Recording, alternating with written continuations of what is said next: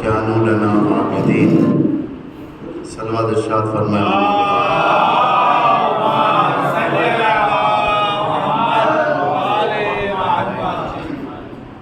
صاحبان ایمان، بزرگان ملت، یہ اس سلسلے میں میری آخری مجلس ہے اور انشاءاللہ کل سے آپ اور عالم تر اور تقویٰ تر شخص کی خدمت میں ہوں گے۔ یہ سلسلہ چلتا ہوا آ رہا ہے اور یہ کافی اچھا سلسلہ ہے، یہاں کا مجھے بہت پسند ہے۔ جو روزانہ ایک مجلس، اسٹینڈرڈ جسے کہا جاتا ہے مجلسوں کا معیار، ایک مجلس روزانہ ایام اعظام میں حاصل ہوتا ہے۔ بہت سارے مقامات ایسے ہیں، اگر آپ جائیں گے وہاں پر مجلسوں کی پوچھر بمباری، ایک جگہ مرثیہ ہوتا ہے، ایک جگہ نوحہ ہوتا ہے، ایک جگہ منبر ہوتا ہے، کنفیوژن ہو جاتا ہے انسان کو کہاں جائے، کون سی مجلس سنیں۔ یہ سسٹم اچھا سسٹم ہے، مجھے پسند ہے آپ لوگوں کا سسٹم۔ بہرحال خدا سلامت رکھیں آپ لوگوں کو، آرگنائزرز کو، اللہ توفیقات میں اضافہ فرمائیں، خداوند متعال آپ لوگوں سے راضی رہے، امام زمانہ راضی رہے، آپ کے مشکلات حل ہو، آپ کے دنیا و آخرت کا بہترین سرمایہ ان مقامات سے حاصل کریں، کیونکہ یہی وہ مقام ہے جہاں سے انسان سرباز ولایت بن کر اٹھتا ہے۔ آپ کو معلوم ہے کہ دنیا میں کوئی یونیورسٹی نہیں ہے جہاں سے سرباز ولایت بنا ہے، البتہ سرباز شیطان بناتے ہیں۔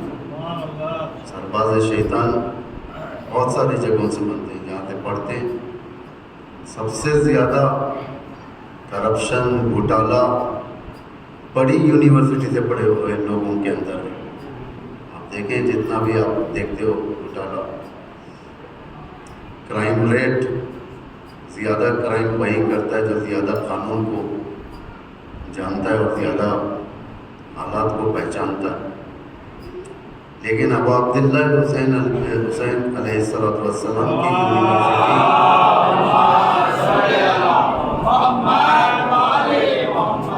سب سے الگ ہے۔ یہاں سے سرباز تربیت پاتے ہیں، فوج تربیت پاتی ہے، جو امام زمانہ کی خدمت میں رہے گی، جو دنیا میں عدل و انصاف، حاکمیت ہوگی، یہ کس کے ذریعے سے ہوگی؟ امام اکیلے تو نہیں کریں گے۔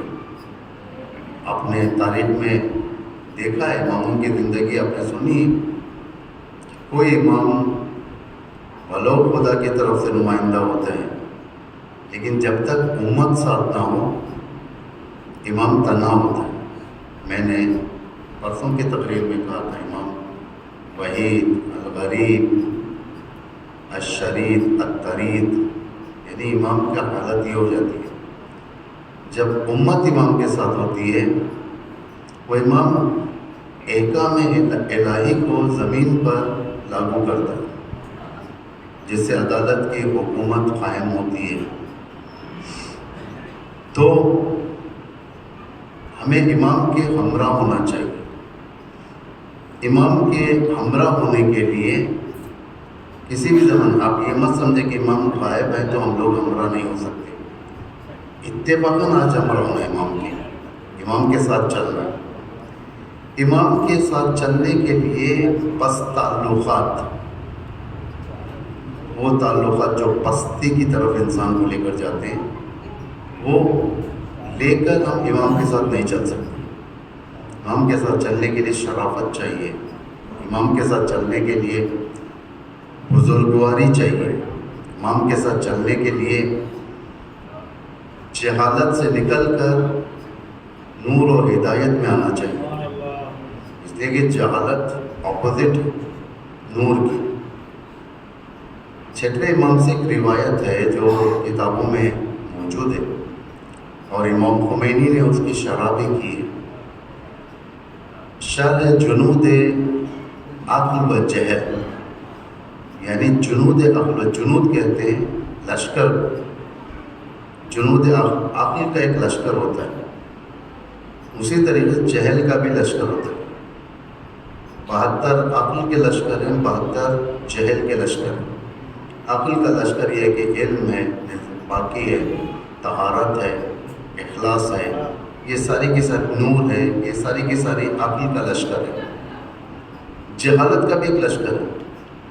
جہالت کا لشکر جو جہل ہے، نادانی ہے، یعنی جتنے رجس میں آتے ہیں، رجس انما یرید اللہ لیذہب عنکم الرجس، جو آپ پڑھتے ہو آیت سب کو یاد ہے یہ معمولاً. یہ رجس کے اندر سارے کے ساری چیزیں آ جاتی ہیں، یعنی لشکر جہل آ جاتا ہے. اللہ کے بھی لشکر ہیں، شیطان کا بھی لشکر. اللہ کے بھی حزب ہے جو قرآن حزب اللہ کہتا ہے، شیطان کے بھی حزب ہے جو قرآن حزب شیطان کہتا ہے. انسان کا اختیار ہے، چاہے اس طرف جائے چاہے اس طرف جائے. مومن انہی چیزوں کی رعایت کرتا ہے، کوشش کرتا ہے کہ مومن میری زندگی اس راہ میں گزرے جو راہ اماموں نے ہدایت کی اللہ تک پہنچنے کی، کیونکہ امام حق کا راستہ ہے، بلکہ حق ہے، امام حق ہے. زیارت جامع کبیرہ میں ہم کہتے ہیں اس بات کو، انتم الصراط الاقوام، کہ آپ ہی راہ راستہ، آپ ہی سیدھا راستہ. یہ نہیں کہ علی راستے پر ہٹ کے چلتے، نہیں، علی ہی سیدھا راستہ. رسول اکرم فرماتے ہیں کہ اگر تم دیکھو کہ ساری دنیا ایک طرف جا رہی ہے اور امیر المومنین علی ابن ابی طالب ایک طرف جا رہے ہیں، تو تم علی ابن ابی طالب کی پیروی کرو، کیونکہ امام جہاں جائے گا وہیں پر رہو. اسے کہتے ہیں ہمراہی. راستہ مطلب یہ نہیں کہ امام آگے بڑھ رہا ہے تو ہم پیچھے پیچھے چل رہے ہیں، اسے نہیں کہتے. امام کے ساتھ رہیں. وَمَعَكُمْ لَا مَعَ غَيْرِكُمْ، زیارت میں پڑھتے ہیں جامع کبیرہ میں آپ کے ساتھ ہوں، میں آپ کے ساتھ ہوں، آپ کے علاوہ کسی کے ساتھ نہیں. زیارت جامع، حتیٰ موت و حیات کے بارے میں بھی زیارت عاشورہ میں ہم پڑھتے ہیں، اللہم اجعل محیا یا محیا محمد و آل محمد و مماتی ممات محمد و آل. ہماری زندگی محمد وال محمد کی زندگی کے ساتھ، ہماری موت ان کی موت کے ساتھ. یعنی ہم لوگ، ہماری زندگی کی سیٹنگ اہل البیت کے ساتھ ہوتی ہے، یعنی اس سے ہٹ کر ہم نہیں کر سکتے، یہ ہمارا ایمان اجازت نہیں دیتا. جہالت انسان کو مار دیتی. توجہ کریں آپ لوگ اب یہاں سے. جہالت ایک مصیبت ہے، بلا ہے. امام علی فرماتے ہیں الجہل موت الاکبر، جہالت سب سے بڑی موت. جہالت اور ہے، نادانی اور. ایک ہوتا ہے ان پڑھ، پڑھنا لکھنا نہیں جانتا، اسے جاہل نہیں کہتے. کبھی پڑھے لکھے لوگ بھی جاہل ہوتے ہیں، پڑھے لکھے لوگ بھی جاہل ہوتے ہیں، جو معاشرے کو اپنے پیدا کیے ہوئے عقائد کے ذریعے سے، اپنے پیدا کیے ہوئے افکار کے ذریعے سے منحرف کرنے کی کوشش کرتے ہیں، اسے بھی جاہل کہتے ہیں. یعنی انکلوڈ کرنا کچھ بھی. یہ کوئی دین فالودہ آئس کریم نہیں ہے کہ یہ ڈال دیا، سبزہ ڈال دیا، کریم ڈال دیا، وینیلا ڈال دیا، یہ ڈال دیا. دین خالص. شیطان جب حضرت آدم کے سجدے کو انکار کیا تھا، سجدہ کرنے سے، اللہ سے اس نے، شیطان نے کہا تھا خدایا میں تیرے ساتھ ایک ایگریمنٹ، ڈیل کرنا چاہتا ہوں. ڈیل یہ ہے کہ میں ایسی عبادت کروں گا، تیری ایسی عبادت کروں گا آج تک نہ کسی نے کی ہوگی اور نہ آئندہ کوئی کر سکتا. صرف اور صرف مجھے آدم کے سجدے سے معاف کر. تو خدا نے جواب دیا کہ مجھے تیری ایسی عبادت نہیں چاہیے، مجھے وہ عبادت نہیں چاہیے جیسی تو کرنا چاہتا. میں جیسا چاہتا ہوں وہ عبادت دے مجھے. اسے کہتے ہیں دین، سسٹم. ہم اپنے من سے کچھ نہیں کر سکتے، لوگ مخلوط کرتے ہیں ہر چیز، اضافہ کر دیتے ہیں کوئی چیز، یعنی ٹیسٹ جیسا بوفے سسٹم ہوتا ہے، ہوٹل کے اندر جاتا ہے انسان، ہوتا ہے نا 500 روپیہ ایک پلیٹ کا دے دیں آپ، چاہیں بوفے سسٹم جو چاہے کہ دین اس چیز کا نام نہیں، دین ایک کامبو ہے، ایک پیکیج ہے۔ آپ جانتے ہیں کہ آپ اگر سپر مارکیٹس میں اگر آپ جائیں گے، یہ چیز اپنے طریقے سے انتخاب کریں گے، اسے ٹیسٹ کہتے ہیں، اسے ٹیسٹ، لیکن دین ایک پیکیج ہے، اس پیکیج کے اندر آپ کو ہر چیز ہے، اس پیکیج کے اندر آپ کے لیے نماز ہے، روزہ ہے، اس کے قانون ہے، حج ہے، زکوٰۃ ہے، خمس ہے، جہاد ہے، یہ پورا پیکیج آپ کو لینا ہے۔ یہ نہیں کہ نؤمنون بعض و نکفرون بعض، نہیں ہے، بعض چیزوں کے اوپر ایمان رکھا، بعض چیزوں کے اوپر نہیں رکھا، مجھے یہ پسند ہے میں یہی کروں گا، مجھے یہ پسند نہیں کروں گا، اسے دین نہیں کہتے۔ دین اپنے حال پر نہیں چھوڑتا، ہم جانور نہیں ہیں کہ اپنے طریقے سے چل لیں۔ کبھی جانور کی فطرت آپ دیکھیں، لاکھ اسے کتنا بھی گھاس ڈالیں، کتنا بھی چارہ ڈالیں، اسے جانور پڑوس کے گھر میں بھی جا کے کھاتا ہے، اسے کوئی روک ٹوک نہیں۔ دین اس چیز کا نام نہیں، دین سسٹم ہے، جو دیا جائے گا وہی لینا ہے، جس سے منع جائے گا اسے رک جانا ہے۔ جیسا کہ خدا کہہ رہے ہیں قرآن کے اندر، جو پیغمبر تمہیں دے دے فخذوہ، اسے حاصل لے لو، چومو چرانے کو لے لو، اور جس سے منع کرو اسے رک جاؤ۔ اسے کہتے ہیں کیا؟ مومنون حقا، پرفیکٹ مومن۔ قرآن کہہ رہے ہیں مومنون حقا، یہ میں نہیں، قرآن۔ کافرون حقا، پرفیکٹ کافر ہوتا ہے نا، ایک ایسا کافر ہوتا ہے جو واقعاً اس کے اندر نشانیاں پائی جاتی ہیں، کافر کی دشمنی کرتا ہے اسلام سے، خدا سے دشمنی کرتا ہے، بندوں سے عدالت میں نہیں کرتا، کچھ نہیں کرتا، سب اسے ایسے کو قرآن کہتا ہے کافرون حقا، پرفیکٹ کافر ہے، پرفیکٹ مین جیسا ہم لوگ کہتے ہیں، یہ پرفیکٹ آدمی ہے، ایسا قرآن بھی کہہ رہے پرفیکٹ کافر، پرفیکٹ مومن۔ ہم کو کیا بننا ہے اس کے اندر؟ پرفیکٹ مومن۔ وہ مومن نہیں بننا ہے جو نؤمنون بعض و نکفرون بعض، بعض چیزیں اچھی لگی تو لے لیا، بعض چیزیں چھوڑ دیا، ایسا ایمان ہم کو نہیں چاہیے۔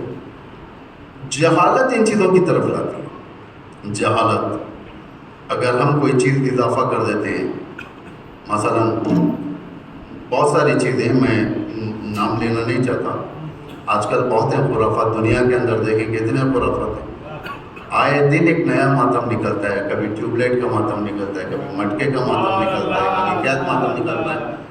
یہ جہالت کی علامت ہے، یہ جہالت کی علامت ہے۔ یہ لوگ دین حاصل نہیں کر سکتے، یہ لوگ دین کو سمجھ نہیں سکتے۔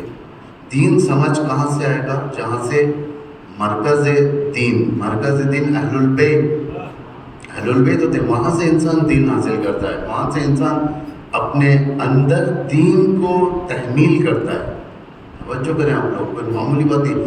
جہالت انسان کو برباد کر دیتی ہے۔ اس کی نشانیاں ہیں، میں نشانیاں بتاؤں گا جہالت کی نشانیاں۔ ایک جہالت کی، جاہل کی نشانی ہے کہ لالچ اس کے آنکھوں کو بند کر دیتی ہے، یعنی اب اسے کچھ نہیں دکھتا، جو بھی مانگے گا، جو بھی چاہے گا، وہ کسی بھی طریقے سے حاصل کرے۔ جائے گا، دیکھے گا باہر ایک انسان BMW میں جا رہا ہے تو اب اس کی طرف نگاہ رہے گی، وہ کار مجھے چاہیے، یعنی دوسروں کے اوپر نگاہ۔ اس لیے کہا جاتا ہے کہ اپنے تھالی میں دیکھا کرو، کھانے میں دوسروں کے تھالی میں دیکھو گے تو بھوک نہیں مٹے گی۔ انگریزی میں بھی ایک محاورہ ہے، میں آپ کے لیے کہتا ہوں، The grass on others land are evergreen۔ Lakh تمہارا گھر کتنا ہی خوبصورت کیوں نہ ہو، دوسروں کے گھر اور زیادہ خوبصورت نظر آتے ہیں، دوسروں کا مال خوبصورت نظر آتا ہے، دوسروں کے ناموس خوبصورت نظر آتے ہیں، دوسروں کا پیسہ خوبصورت نظر آتا ہے، لاکھ اپنے پاس کیوں نہ ہو۔ یہ لالچ بھیجتی ہے، ایک کاش مجھے وہ مل جائے، ایک کاش مجھے یہ چیز مل جاتی۔ سورہ قصص میں آیت 79 آپ نے سنا ہوگا قارون وغیرہ کے بارے میں، قارون، سامری، قارون، یہ سب امت موسیٰ میں سے تھے، موسیٰ کے رشتہ دار بھی تھے. کانا قارون من قوم موسیٰ، قارون موسیٰ کے قوم سے تھا. اس کے پاس کافی پیسہ آ گیا تھا، کافی پیسہ، ریچ ہو گیا تھا، دنیا کا بڑا پیسے والا تھا. یہ بلیک منی یا یوں کہا جائے کہ بلیک مارکیٹنگ، اس کے ذریعے سے کچھ حالات ایسے بنے کہ اس نے بڑھا چڑھا کر بیچنا شروع کر دیا تھا. اس کی وجہ سے بہت پیسہ آیا تھا. اتنا پیسہ آیا کہ اب جب وہ نکلتا تھا اس کی سواری کو دیکھ کر لوگ، اس کے کانوائے کو دیکھ کر لوگ چاہتے تھے کہ کاش ہم ایسے بن جائیں. تو قرآن اس چیز کو بڑے اچھے انداز میں بیان کر رہا ہے. فخرج علی قومہ فی زینۃ، کہ قارون نے اپنی قوم کے سامنے زینت کے ساتھ آیا. زینت انسان کو برباد کر دیتی. توجہ کریں آپ لوگ. آپ دیکھیں کہیں پر شادی ہوتی ہے، بڑا ہال لیتے ہیں، لاکھوں روپے کی کیا کہتے ہیں اس کی ڈیکوریشن ہوتی ہے، کھانے ورائٹیز کے کھانے ہوتے ہیں. یہ ساری کی ساری چیزیں یہ زینت میں آتی ہے. انسان کے کپڑے، انسان کے یہ سب، یعنی ظاہری زینت. ایک ہوتی ہے تکبر، غرور، کہ میں کروں گا تو اتنی بڑی شادی کروں گا، اتنی ہی کروں گا، ایسے ہی کروں گا، فلاں حال لوں گا، اتنے لوگوں کو دعوت دوں گا. یہ سب یعنی یہ کہتے ہیں یعنی نمائش کرنا، ایڈورٹائز کرنا اپنا لوگوں کے سامنے، فخر کے لیے، ہے نا، فخر کے لیے. جاہلیت عرب کی ایک صفت یہ تھی. جاہلیت عرب، جاہلیت الاولیٰ کی ایک صفت یہ تھی، یعنی یہ لوگ فخر میں زیادہ تھے، افتخار، فخر. یہ لوگ چاہتے تھے دو قبائل کے درمیان جب لڑائی جھگڑے ہوتے تھے، اپنے لوگوں کے اوپر یہ افتخار کرتے تھے، میجورٹی کے اوپر. میرے پاس اتنی میجورٹی ہے، اتنے لوگ ہیں میرے پاس. جب لوگوں کی کمی ہوتی تھی یہ لوگ قبروں کی طرف جاتے تھے، قبرستان جا کر اپنے مرے ہوئے لوگوں کو بھی گنتے تھے. یعنی زندہ اگر فرض کرو ایک فیملی میں 10 لوگ زندہ ہیں، دادا دادی پردادا پردادی، یہ چاچا وغیرہ جو مر چکے ہیں، وہ خبروں میں بھی گنتے تھے. 11 12 13 14 15 اس طریقے سے کھینچ تان کے فگر بڑھاتے تھے. فگر جسے قرآن سورہ تکاثر میں کہتا ہے، الہاکم التکاثر حتی زرتم المقابر. یعنی تکاثر اپنی میجورٹی کو بتانے کے لیے، ایگو کو ثابت کرنے کے لیے دوسروں کے سامنے، حتی زرتم المقابر. یہ لوگ قبرستان جاتے تھے، جا کر مردوں کو گنا کرتے تھے، یہ ہمارے لوگ ہیں، یہ ہمارے لوگ ہیں. یہ جاہلیت عرب کا ایک وقت. فخرج علی قومہ فی زینۃ، زینت کے ساتھ قوم میں داخل ہو. زینت خوبصورتی کو کہتے ہیں، خوبصورتی. اور یہ اتفاق سے سیم ورڈ سورہ طٰہٰ کے اندر بھی سامری کے بارے میں بھی استعمال کیا. سامری کے بارے میں کیا استعمال کیا؟ اس نے قوم کی زینت کو اس کا ویکنس بنایا. جو میں ایک پوائنٹ کی طرف لے کر آ رہا ہوں، نقطے کی طرف. اس میں آپ لوگوں کو سمجھنے کی ضرورت ہے، اور آپ یقیناً سمجھتے ہیں. زینت کو لے کر دشمن کھیلتا ہے. انسان کی زینت کیا ہے؟ انسان کی زینت آج تعلیم، انسان کی زینت آج شو بازی، انسان کی زینت پورٹ فولیو، انسان کی زینت عہدے، انسان کی زینت یہ ساری چیزیں، جس کے ذریعے سے دشمن کا کام ہے زینت کو کھیل کر اس کے راستے سے منحرف کر دیتا ہے انسان. توجہ کریں آپ لوگ، اتنا خطرناک ہتھیار چلتا ہے دشمن. فخرج علی قومہ فی زینۃ قال الذین یریدون الحیاۃ الدنیا. جب اس کے کانوے کو لوگ دیکھتے تھے، وہ لوگ جو دنیا طلب تھے، جو دنیا چاہتے تھے، وہ لوگ کہتے تھے، کیا کہتے تھے؟ یا لیت لنا مثل ما اوتی قارون. اے کاش ہمیں بھی BMW مل جاتی جس طریقے سے اسے ملی. ایک کاش ہمیں بھی آڈی مل جاتی، فیراری مل جاتی جس طریقے سے اسے ملی. یعنی تمنا کرنا جاہلیت کی سب سے بڑی اور گہری زہرآلود صفت، یعنی لالچ. انسان تمنا کرنا کہ یہ مجھے مل جائے، وہ مجھے مل جائے۔ آج دنیا کا سب سے بڑا کرائم ریٹ کس چیز بنا کے اوپر ہے؟ اسی لالچ کی بنا۔ ملکیں جنگ کرتے ہیں لالچ کی بنا پر، زمین ہڑپنا، اقتصاد کو زیادہ کرنا اس کے ذریعے سے۔ آج دنیا کے اندر جتنے بھی جنگ ہوتے ہیں جو امریکہ کرواتا ہے عرب وغیرہ میں، کس لیے؟ پیسے کی لالچ۔ اگر یہ جنگ ہوگی تو میں اسلحہ بیچوں گا، جب اسلحہ بیچوں گا تو میرے خزانے میں پیسہ بڑھ جائے گا۔ یعنی دشمن کے سازشات کافی گہرے ہوتے ہیں، اور یہ نکلا بھی اس طریقے سے جاتا تھا قارون کہ لوگ اسے دیکھ کر لالچ میں آ جائیں۔ جہالت ایک مصیبت ہوتی ہے، یہ مصیبت جہالت کی مصیبت۔ دوسری مصیبت یہ لمبی آرزو، یعنی کافی خواہشات، خواب کے اندر لیٹے رہے گا۔ ابھی بیچارہ کالج ختم کیا، نئی نوکری کو جانے والا ہے، سب کہنے خواہشات، میں ایسی نوکری کروں گا، اتنے پیسہ کماؤں گا، سیونگز کروں گا، یہ کروں گا، وہ کروں گا، فلاں کروں گا۔ ہوتے ہوتے ہوتے تھوڑی دیر میں وہ کروڑ پتی بن جاتا ہے۔ ہاں، ذہن میں انسان بھی خالق ہے، معلوم آپ کو؟ خدا خالق ہے نا، انسان بھی خالق ہے، انسان ذہنی خالق ہے۔ انسان ایسے ایسے کیریکٹر ذہن کے اندر بنا سکتا ہے، ہر فلم بنا سکتا ہے انسان، اچھی فلم بنا سکتا ہے، گندی فلم بنا سکتا ہے، بیکار کی فلم، کامیڈی فلم بنا سکتا ہے، ایک نئے چہرے والے انسان کو بنا سکتا ہے، ایک آنکھ والے انسان کو بنا سکتا ہے، بغیر آنکھ والے انسان کو۔ یعنی انسان خالق ہے، کیونکہ ذہنی خالق۔ یہ ذہن کا کنٹرول آنا سب سے بڑی بات ہے، ذہن کا کنٹرول۔ انسان جتنا بھی اپنی صحت گنواتا ہے، مشکلات میں پڑتا ہے، یہ نیگیٹو تھنکنگ کی وجہ سے، منفی سوچ جو ہوتی ہے انسان کی، اس کی وجہ سے جنگ، جدال، ایک دوسرے کے اوپر شک، ایک دوسرے کے اوپر تہمت، ایک دوسرے کے اوپر بہتان، یہ نیگیٹو تھنکنگ کی وجہ سے۔ اس لیے امیر المومنین کا ایک نسخہ دیتا ہوں میں آپ لوگوں کو، کسی بھی بات میں جب تک ایک پازیٹیو مطلب نہ نکلے تم نیگیٹو مطلب مت نکالو، کسی بھی بات کبھی نیگیٹو نہیں سوچو، پازیٹیو سوچو، پازیٹیو سوچو۔ خدا ارحم الراحمین ہے، روایت میں ہے کہ وہی انسان سکون سے جی سکتا ہے جو حقیقت الہی سے آشنا ہو، جو رزق الہی ہو اس کے اوپر راضی ہو، یعنی لمبی عرض۔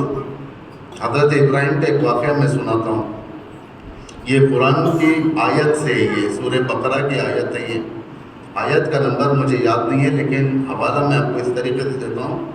آیت الکرسی کے بعد اس قال ابراہیم 3-4 بار آئیں گے، اسی کے اندر ہے، اسی کے اندر ہے آیت الکرسی کے بعد، تیسرے جزء میں، پہلے دوسرے صفحے میں اس قال ابراہیم ربی الذی یحیی و یمیت، میں نے پرسوں پڑھا تھا یہ آیت۔ اس قال ابراہیم، ایک سلوات پڑھے محمد والے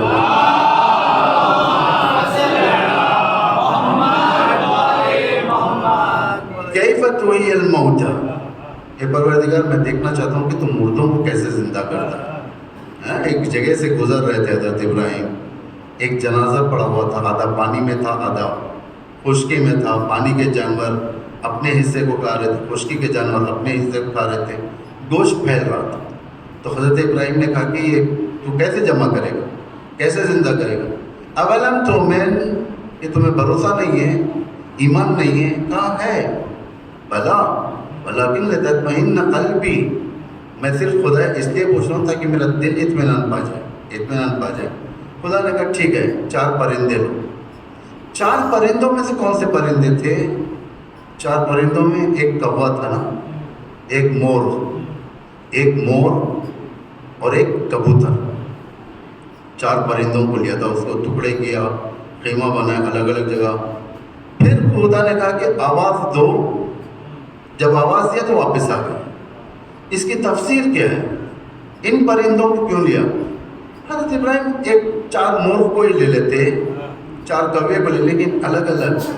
دیکھیں ہر چیز میں حکمت ہوتی ہے، انبیاء الہی بغیر حکمت کی کوئی کام نہیں کرتے۔ کوے کو کاٹا، کوے کے ٹکڑے کیا۔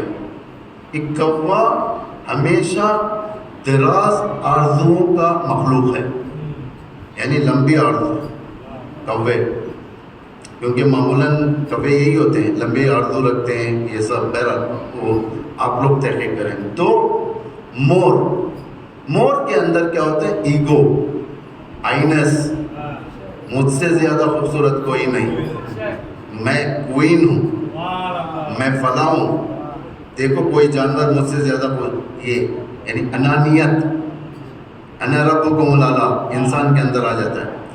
تیسرا مور شہوت کی علامت. چوتھا کبوتر کا فعلاً میرے ذہن میں نہیں ہے کس لیے کیا ہے، لیکن انسان سے ایک صفت اس کے اندر پائی جاتی ہے کبوتر کے اندر جو منفی صفت ہے. ولو کبوتر اچھا پرندہ ہے لیکن منفی صفت. بعض پرندے اچھے ہوتے ہیں لیکن اوصاف منفی ہوتے ہیں. بعض جانور نجس ہوتے ہیں، اوصاف اچھے ہوتے ہیں. جیسا کتا نجس جانور ہے، اس کے اوصاف اچھے ہوتے ہیں. امام نے فرمایا کہ 10 چیزیں کتے سے سیکھو، وہ آپ لوگ انٹرنیٹ میں تحقیق کریں. تو یہ جب ذبح کیا ان چیزوں کو، ایک نئے پرندے زندہ ہو گئے. یعنی جس وقت آپ اپنے اندر ایگو کو ذبح کرو گے، شہوت کو ذبح کرو گے ناجائز طریقے سے، شہوت کو ذبح کرو گے، لمبی آرزوں کو زندہ کرو گے، خود ہمارے اندر ایک نیا انسان پیدا ہو جائے گا اس کے بعد، جس کے اندر قناعت ہوگی، جس کے اندر اللہ پر بھروسہ ہوگا، جس کے اندر خدا کے دیے ہوئے رزق پر رضایت ہوگی. یہ ساری کی ساری چیزیں لمبی آرزو. تیسری چیز جو ایک جاہل کی علامت ہے، وہ حقیقت سے غافل ہوتا ہے. ظاہری چیزوں کو دیکھ کر بھروسہ کر لیتے ہیں، ظاہری چیزوں کو. مثلاً موسٹلی ہوتا ہی ہے، آپ کسی بھی پولیٹیشین کو دعوت دیں، کسی بھی آپ کے پروگرام میں پولیٹیشین آئیں گے، آ کر ایک ایسی جھوٹ بولیں گے، اس طریقے سے تعریف کریں گے. جاہل انسان کیا کرتا ہے؟ بھروسہ کر لیتا ہے، بھائی انہوں نے کہا یہ کریں گے. بعد میں پتہ چلا کہ 5 سال بعد پھر آ رہے ہیں، اس کے بعد بیچ میں کوئی ٹچ نہیں. جہالت ایک مصیبت ہے. یہ مصیبت کون سی مصیبت ہے؟ جو انسان کو مار دیتی ہے، انسان کی زندگی کو چھین لیتی ہے، انسان کی زندگی کو نابود کر دیتی ہے. ایسی مصیبت جب انسان اپنے ہاتھوں سے لاتا ہے تو قرآن کہتا ہے کہ ما اصابکم من مصیبت فبما کسبت ایدیکم. جو بھی مصیبت آتی ہے ہم پر ہماری وجہ سے، خدا کی طرف سے نہیں ہے. آپ ہر چیز میں خدا کو بلیم نہیں کر سکتے. آپ رات تمام دن تمام اپنے آنکھوں کے سامنے موبائل رکھو گے، ٹیب رکھو گے تو آنکھ خراب ہوگی. آپ یہ نہیں بول سکتے تقدیر میں تھی، تقدیر نہیں تھی، آپ اپنے ہاتھوں سے کیا. وَمَا أَصَابَكُم مِّن مُّصِيبَةٍ فَبِمَا كَسَبَتْ أَيْدِيكُم. بلیڈ اٹھا کر کاٹو گے تو انفیکٹ کون جائے گا؟ یہ مصیبت اللہ کی طرف سے نہیں ہے، بلیڈ سے آپ نے کاٹا ہے. اس طریقے سے بہت ساری چیزیں ہیں. جتنا انسان مصیبت لاتا ہے اپنے اوپر، خود اپنے ہاتھوں سے، خدا کہہ رہا ہے یعفو عن کثیر، بہت ساری مصیبتوں کو میں تمہیں معاف کر دیتا ہوں، معاف کر دیتا ہوں. کس لیے یہ مصیبت کب آتی؟ جہالت کی بنا پر. انسان جہالت اگر اپنے اندر پالے گا، وہ امام معصوم کے ساتھ نہیں چل سکتا. جنگ صفین، پھر وہی مثالیں دے دو. جنگ صفین بہت درس آموز جنگ، جنگ صفین بہت درس آموز. جنگ صفین میں دشمن کے لشکر میں یعنی معاویہ کے لشکر میں جب یہ لوگ کنٹرول روم میں تھے کہ کس طریقے سے علی کے لشکر کو شکست دیا جائے، پلاننگ ہوتی ہے نا، پرنٹ لایا جاتا ہے کہ کہاں سے جا کر حملہ کرنا ہے، کیسے حملہ کرنا ہے. دشمن کو یعنی معاویہ کو، اس کے نزدیکی جنرلز کو جو خطرہ تھا، امیر المومنین کا خطرہ تھا، مالک اشتر کا خطرہ تھا، اور امیر المومنین کے اولاد کا خطرہ تھا. یہ لوگ خود ایک لشکر کے برابر ہوتے، امیر المومنین حضرت عباس، مالک اشتر، یہ خود ایک لشکر کے برابر. ان سے کیسے جنگ کریں؟ تو ظاہر بات ہے کہ جنگ تلواروں سے ان کے ساتھ کرنا یعنی ہار کو دعوت دینا ہے. تو کیا کریں؟ امراض کہتا ہے دعا کرو کہ علی کے لشکر میں جوہلا کی کثرت ہو، جاہلوں کی کثرت ہو. اور ویسے ہی نکلا. وہ جنگ جو علی سے شکست نہیں ہو سکتی تھی، جہالت نے امیر المومنین کو کوئٹ کرنے پر مجبور کر دیا. جہالت کہ وہ لوگ قرآن کو بلند کیے. امام کہہ رہے تھے کہ بھائی یہ جھوٹ ہے. آپ لوگ جانتے ہیں نا صفین کے بارے میں, قرآن کو بلند کیا, کہا امام نے کہا یہ جھوٹ ہے, یہ تو کاغذ ہے, اصل قرآن تو میں ہوں, میری بات سنیں, تمہیں دھوکہ دیے جا رہے ہیں. یہاں سے پھوٹ پڑ گئی تھی. کل میں نے کہا تھا 3 دشمن کے تھا, ایک چوتھا دشمن تھا امیر المومنین کا, وہ تھا جاہل لوگ, جسے امام روتے تھے, فرماتے تھے کہ کاش میرا دل چاہتا ہے کہ تمہارے 10 کو معاویہ کے ایک آدمی سے رد و بدل کر دو. یعنی اتنا جہالت امام کو مجبور کر دیتی ہے, اس لیے امام کو ٹکنے نہیں دیتی میدان میں. ورنہ وہ امام جس کے چرچے جنگوں کے اندر کوئی فراموش نہیں کرتا تھا, یعنی آئیکن بنے ہوئے تھے جوانوں کے, امام کی جنگوں کو دیکھ کر لوگ ابتا کیا کرتے تھے, یہ امام اسی امت کے سامنے مجبور ہو گئی. کس بنا پر مجبور ہو؟ جہالت کی بنا پر. اور جہالت سیم پوزیشن رکھتی ہے جو امیر المومنین کے دور میں جو پوزیشن تھی جہالت کی, وہی ابھی بھی وہی پوزیشن ہے. آپ یہ نہیں کہہ سکتے کہ آج ترقی یافتہ دور ہے. اتفاق سے ترقی یافتہ دور میں سب سے زیادہ جہالت بھی پل رہی ہے, سب سے زیادہ انسان دشمن بھی پل رہے ہیں, سب سے زیادہ.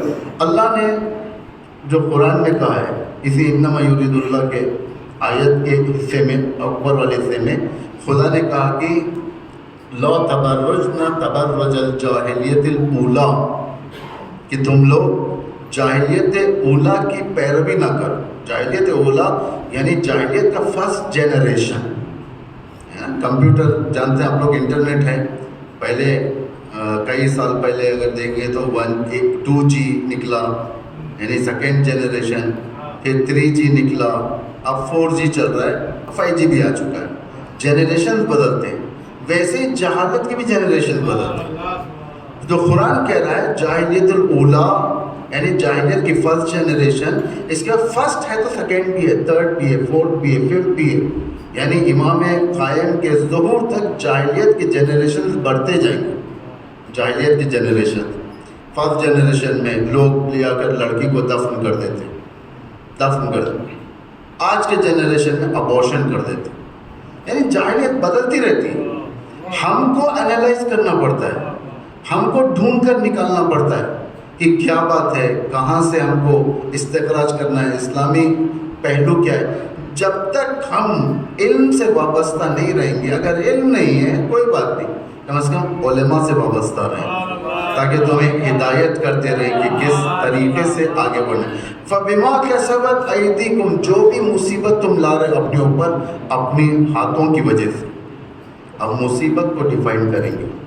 مصیبت کسے کہتے ہیں؟ مصیبت بلا, ابتلا, مصائب, یہ کبھی خدا کی طرف سے بھی آتی مصیبت. 3, ایک مصیبت ظالم پر, 2 مصیبت مومن پر, 3 مصیبت انبیاء اور اولیاء پر.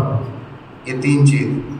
ظالم پر جو مصیبتیں آتی ہیں وہ عذاب الہی, عذاب الہی کا, یعنی فوراً اللہ کے کھینچتا ہے ان کو اور مصیبتوں میں ڈالتا ہے, جس کے وجہ سے ظالم کمزور ہو جاتا ہے. دیکھیں مثال کے طور پر اگر میں چاہیے آیت اللہ محسن قراتی جو تفسیر قرآن کے مفسر قرآن ہیں, انہوں نے بڑی اچھی مثال دی اس کے اوپر. انہوں نے فرمایا کہ ایک ہوتا ہے ہم لوگ چائے پیتے ہیں, کبھی چائے گریبان پر گر جاتی ہے تو ہم کیا کرتے ہیں, فوراً اٹھ کر پانی لے کر پوچھ دیتے ہیں, فوراً پوچھ دیتے ہیں پانی, تاکہ دھبا نہ رہے, غلاظت نہ دکھے, خراب نہ دکھے, فوراً پانی سے. دوسرا, چائے بیڈ شیٹ کے اوپر گر جاتی ہے, بیڈ شیٹ پلنگ کے اوپر, بیڈ شیٹ کے اوپر, تو کیا کرتے ہیں, فوراً اٹھا کر نہیں دھوتے, اٹھا کر رکھ دیتے ہیں. اس کو بعد میں ویکینڈ جب بھی دوسرے کپڑے یا پردے وغیرہ دھلے جاتے ہیں اس میں ڈال دیا جاتا ہے, اس میں ڈال دیا. تیسرا, قالین پر گر جاتی ہے کوئی چیز. اب قالین تو فوراً نہیں دھلی جائے گی, سال میں ایک بار, تو اس کو سال میں ایک بار یعنی دھونے والوں سے پوچھیں کس طریقے سے دھوتے ہیں, گرد کیسے جھاڑتے ہیں, کیسے ڈنڈے لگاتے ہیں قالین کے اوپر. یہی ہے اتفاق سے. یعنی اگر مومن کوئی گناہ کرتا ہے خدا فوراً دھو دیتا ہے اس گناہ کو. کیسے دھوتا ہے؟ بلا کے ذریعے سے, مصیبت کے ذریعے سے. کبھی دل غمگین ہو جاتا ہے, آپ دیکھے ہوں گے کبھی آپ بیٹھے رہتے ہیں, آپ ایک کوئی بات ذہن میں آ جاتی ہے, آپ کے دل کے اندر گھبراہٹ شروع ہونے لگتی ہے، آپ غمگین ہو جاتے ہو، عجیب سا ہوتا ہے، عجیب فیلنگ ہوتی ہے، بڑا غم کی فیلنگ ہوتی ہے. تو اس وقت آپ استغفار کریں، اس لیے کہ خدا اس غم کے ذریعے سے کچھ گناہ چھاڑ رہا ہے، کچھ گناہ چھاڑ رہا ہے آپ کے. نقصان ہو گیا، نقصان کو آپ یہ مت سمجھیں کہ کوئی نظر لگ گئی. معمولاً لوگوں کے اندر یہ ہوتا ہے یہ کہ میرا نقصان پہ نقصان ہو رہا ہے، مجھ پر کوئی جادو ہو گیا. ایسا نہیں ہوتا، ایسا نہیں ہوتا. اگر نقصان ہو رہا ہے اس کا مطلب اللہ کی رحمت آپ کے ساتھ ہے، خدا کنٹرول کر رہا ہے آپ کو، خدا چاہتا ہے آپ کنٹرول میں رہیں خدا کے، اس لیے نقصان ہوتا ہے.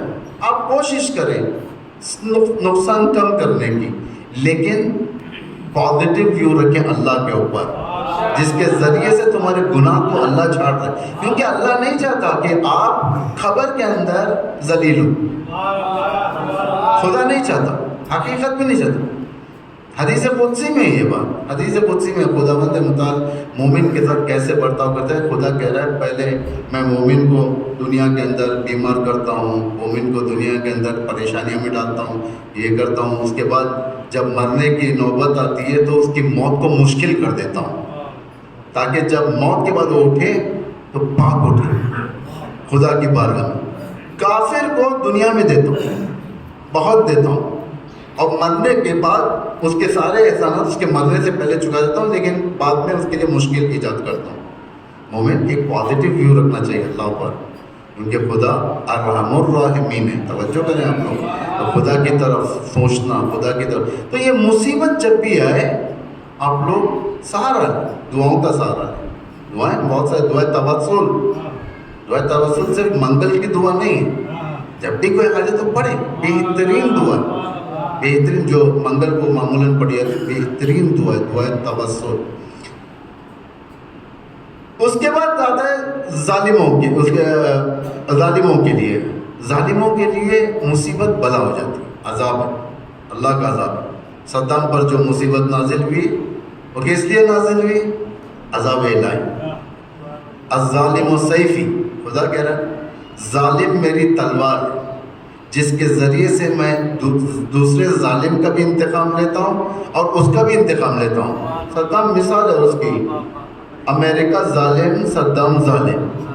اللہ نے امریکہ کے ذریعے سے صدام کا بدلہ لیا اور خود امریکہ اس عراق میں پھنس گیا، اس عراق میں پھنس گیا. یعنی اللہ نے پھنسایا اس کو، کسی خود سے نہیں پھنسا، اللہ پھنسا، کیونکہ اللہ کا قانون ہے یہ.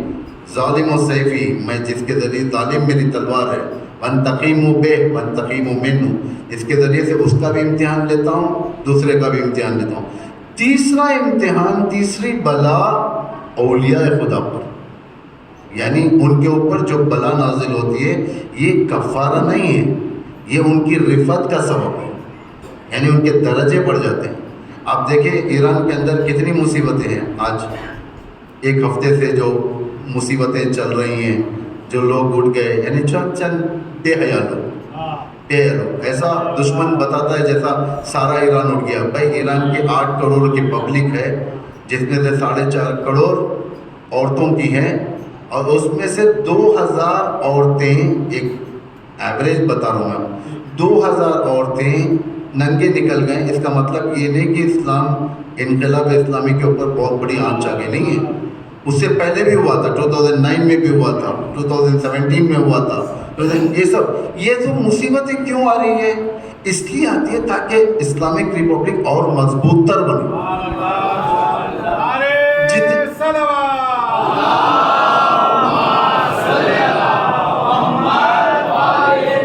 اولیاء اللہ مصیبتوں کو جھیلتے ہیں.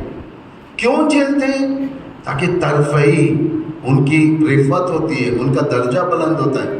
قرآن کہہ رہا ہے سورہ بقرہ میں آیت 124 یا 125، آپ آگے پیچھے دیکھ لیں. یہ آیت میرے خیال سے یاد بھی ہوتی ہے لوگوں کو، آپ کو بھی یاد ہونی چاہیے.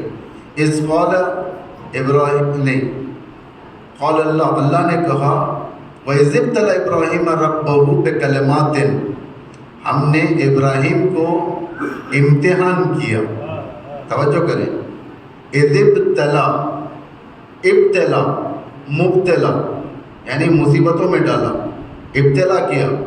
امتحان کیا بکلمات فاتمہن، جب یہ ایگزام ختم ہو گیا حضرت ابراہیم کا، قال انی جاعلک للناس اماما، حضرت ابراہیم پہ کون سا امتحان ہوا؟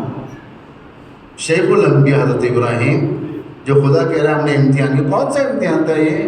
خدا خود کہہ رہا ہے بات، مالک للزیفان ولدک للقربان ونفسک للنیران اتخذناک خلیلا، ابراہیم تم نے اپنے مال کو غریبوں میں تقسیم کر دیا، تم نے اپنے بیٹے کو قربان گاہ تک پہنچا دیا، کوئی معمولی بات نہیں تھی، بچے کو لے جا کر گلے کے اوپر چاقو رکھنا اور کاٹنا، خون کا گرمی احساس کرنا، بعد میں دیکھا کہ بچہ نہیں ہے، بچہ سامنے دمبا، یعنی کاٹا تو صحیح تھا، ذہن میں تو یہ تھا کہ میں اپنے بچے اسماعیل کو کاٹ رہا ہوں، تھا نا، ولدک للقربان ونفسک للنیران، یہ نہیں کہ مال اور اولاد کے اوپر، خود اپنے آپ کو حاضر کر دیا، یعنی آگ کے حوالے کروا دیا، منجنیق سے پھینکا گیا، راستے میں جبرائیل آئے مدد کے لیے، کہا کہ مدد ہاں چاہیے لیکن تجھ سے نہیں چاہیے، مجھے اللہ سے، اللہ میرے حال کو جانتا ہے، یہ سب واقعات ہیں، لیکن وہاں پہ یہ سب امتحان ہوئے حضرت ابراہیم کے، تو خدا کیا کر رہا ہے؟ اب گریڈ بڑھا رہا ہے،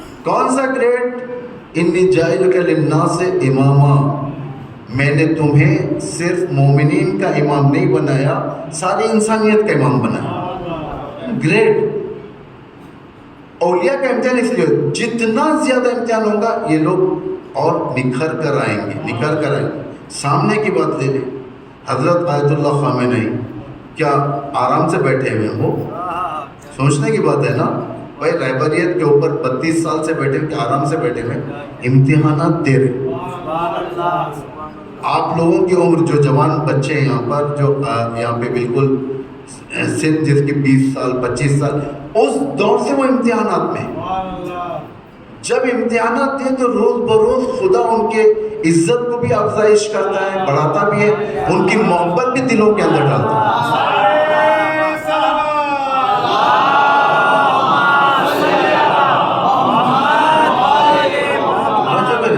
عزت بڑھاتا ہے، محبت ڈالتا ہے۔ اب ایک حاکم، ہم لوگ ووٹ دیتے ہیں، پسند آتا ہے وہ حاکم، ہم جاتے ہیں ووٹ ڈال دیتے ہیں، ایک 5 سال کے لیے آتا ہے، 5 سال پہلے محبوب تھا، 5 سال پہلے نفرت ہوتی ہے لوگوں کو، چاہتے ہیں کہ اس کو بدل کر دوسرے کو لائیں، ہوتا ہے نہیں؟ آج 32 سال سے زیادہ ہو گیا ہے، بتا دیں کہاں پر آیت اللہ خامنہئی کی کوئی ویکنس کسی نے دیکھا ہے؟ کہاں پر ہمارے ولی فقیہ کے اندر خطا دیکھی گئی ہے؟ کون سی زبان انہوں نے ایسی استعمال کی جو زبان اخلاق سے گری ہوئی ہو؟ کون سے فیصلے انہوں نے ایسے کیے جو فیصلے خطا گئے ہو؟ بچوں کہیں یہ سب سے بڑی بات ہوتی ہے، جو اللہ کے لیے کر لیتا ہے اپنے آپ کو، اللہ اس کا ہو جاتا ہے، مصیبتوں میں ڈال کر دیکھتا ہے اللہ، اس کی زبان سے ایک کفر نہیں نکلتا، ایک شکایت نہیں نکلتی، اللہ اس کے درجے کو بلند کرتے چلے جاتا ہے۔ جو کریں یہ دیکھیں، آج جو بھی رہبر بولتے ہیں ہو کے رہتا ہے، ہو کے رہتا ہے، یہ نہیں کہ بعض ہو گئے، بعض پیشن گویا نہیں ہوئی، ہوئے ہیں۔ امام خمینی کی طرح، امام خمینی نے کیا فرمایا تھا؟ امام خمینی نے خط لکھا تھا کیسے؟ گوربچیف کو، USSR کا، یعنی پچھلا سابق رشیا سے پہلے جو سوویت یونین تھا، جو کمیونسٹ لینڈ تھی، وہاں پر گوربچیف کے پریزیڈنٹ کو خط لکھا، گوربچیف کو، کہ اسلام کی طرف دعوت تھی، کمیونسٹ تھا، ظاہر بات ہے ایک مذہب انتخاب کرے، یا تو کافر بن جائے یا خود اسلام کے اندر۔ امام خمینی نے دعوت دی کہ آ جاؤ، گوربچیف نے قبول نہیں کیا، آپ جانتے ہیں قبول نہیں کیا۔ اس خط کے اندر لکھا ہوا تھا کہ میں دیکھ رہا ہوں، اگر تیرا انتخاب صحیح نہیں ہوا، میں دیکھ رہا ہوں کہ کمیونزم کچرے دان میں جانے والا ہے، یا کمیونزم کے ہڈیوں کے ٹوٹنے کی آواز محسوس کر رہا ہوں۔ توجہ کریں، یہ امام خمینی نے خط میں لکھا۔ دنیا کے بڑے بڑے لوگ جو مفکر کہے جاتے ہیں، صاحب فکر کہے جاتے ہیں، جو تھنک ٹینک جسے کہا جاتا ہے، یہ لوگ کہنے لگے ایک بوڑھا آدمی ایک چھوٹے سے گھر میں رہ کر جس کے پاس کپڑے بھی صحیح طریقے سے نہیں، پرانے کپڑے، اس طریقے سے بیٹھ کر کہتا ہے کہ میں دیکھ رہا ہوں کمیونزم کے ہڈیوں کے ٹوٹنے کی آواز آ رہی ہے، یہ کیسے ہو سکتا ہے؟ 3 سال نہیں ہوئے تھے، 3 سال کے اندر یہ بات سچ ہو گئی، دنیا نے دیکھا۔ امام کیا فرماتے ہیں؟ اتقوا ظنون المؤمنین فإن اللہ تعالی جعل الحق علی السنتہم، مومنین کی زبان سے نکلنے والی باتوں کو سیریس لو، اس لیے کہ اللہ ان کی زبان سے حق کو جاری کر دیتا ہے، حق کو جاری کر دیتا ہے۔ یہ نڈر لوگ ہوتے ہیں، مصیبتوں کو جھیلتے ہیں لیکن اس کو فراموش نہیں کرتے کہ میں اللہ کا بندہ ہوں، یعنی مصیبتوں میں بھی ان کے ذہن میں یہ ہوتا ہے کہ میں اللہ کا بندہ ہوں۔ جو کریں ایک واقعہ اور ایک سناتا ہوں، کیونکہ یہ نوجوان نسل تک پہنچنا ضروری ہے بات ہے، اس لیے میں بیان کر رہا ہوں۔ امام خمینی کی بات ہے یہ، ایک بار شاہ کے زمانے میں، دوسرا انقلاب کے بعد، 2 وقت پوپ نے امام خمینی کے پاس خط بھیجا، پوپ ویٹیکن کا پوپ امام خمینی کے پاس خط بھیجا انقلاب سے پہلے کہا کہ آپ کمپرومائز کر چلیں اور اس کے بعد جو ہے مت اٹھیں، اسی حکومت کو چلائیں، یہی کریں، اس طریقے سے باتیں تھیں۔ دوسری مرتبہ انقلاب کے بعد خط لکھتا ہے کس کی؟ امریکہ کی حمایت کرتے ہوئے کہ آپ امریکہ سے جنگ نہ کریں، اس لیے کہ امریکہ ہے یہ فلاں جو بھی آپ کو معلوم ہو جائے گا اگر آپ ڈھونڈو گے تو۔ امام خمینی مکتب علوی سے تربیت شدہ تھے، مکتب علوی کی تربیت، مکتب کربلا سے وابستہ تھے۔ ایک خط لکھا، ایک خط جواب 1 لائن کا، انہوں نے کہا کہ مجھے تعجب ہے پوپ، آغائے پوپ، مسٹر پوپ، مجھے تمہارے اوپر بڑا تعجب ہے، 2 مرتبہ تم نے اپنا ڈیلیگیشن میرے پاس بھیجا، اتفاق سے دونوں مرتبہ ظالم کی مدد کے لیے بھیجا۔ جو کریں مکتب علوی کا شاگرد یہ ہوتا ہے، 2 مرتبہ بھیجا تم نے میرے پاس، اتفاق سے دونوں مرتبہ ظالم کی حمایت کی تم نے۔ آغائے پوپ، میں تم کو ایک نصیحت کرتا ہوں، تم اگر مسلمان نہیں بن سکتے نہ بنو، کم از کم صحیح کرسچن بن جاؤ۔ یہ سب کون کہہ سکتا ہے؟ اسی مکتب والے جو دیکھ چکے ہیں، مشکلات جھیل چکے ہیں، مصائب جھیل چکے ہیں، کیونکہ ایسی باتیں سوائے خدا والوں کے اور کسی کے پاس سے نہیں۔